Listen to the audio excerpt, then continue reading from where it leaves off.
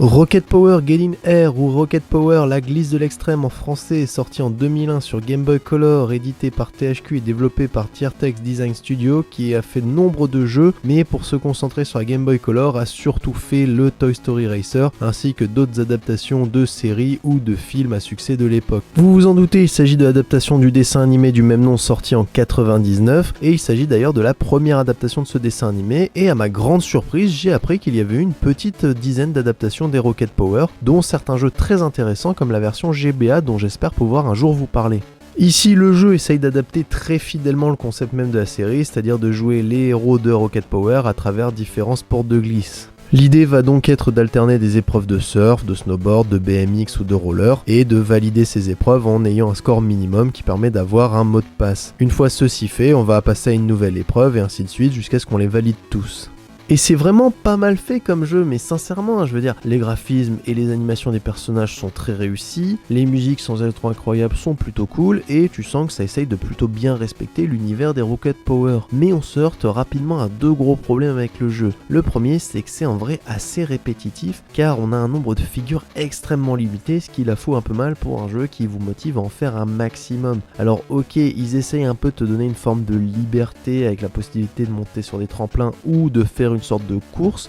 même si ça ne se fait quasiment qu'avec le roller il me semble et le BMX, mais derrière il y a aussi le fait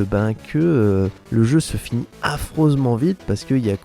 2 fois 4 niveaux plus on va dire des épreuves un peu boss où on joue les adultes, ce qui est une petite originalité, même si à nouveau c'est une épreuve de surf qui sont loin d'être les plus intuitives, même si une fois qu'on les a compris elles sont assez plaisantes à faire, mais dans l'absolu c'est un jeu terriblement court et en vrai un petit peu répétitif. Donc en conclusion, Rocket Power est un jeu plutôt sympathique en soi, je veux dire on passe pas du tout un mauvais moment, même s'il est terriblement court, et on peut un peu le rapprocher d'un Buzz l'éclair, dans le sens où ça a été fait avec des efforts et du respect du public, ça se sent que ça n'a pas été fait par-dessus la jambe. Mais là où Buzz l'éclair avait la petite originalité du run and gun, Rocket Power c'est un de ces énièmes jeux de sport comme il y en a eu beaucoup sur la Game Boy Color, et même s'il est plutôt réussi en soi, ça en fait quand même un jeu assez anecdotique de cette console.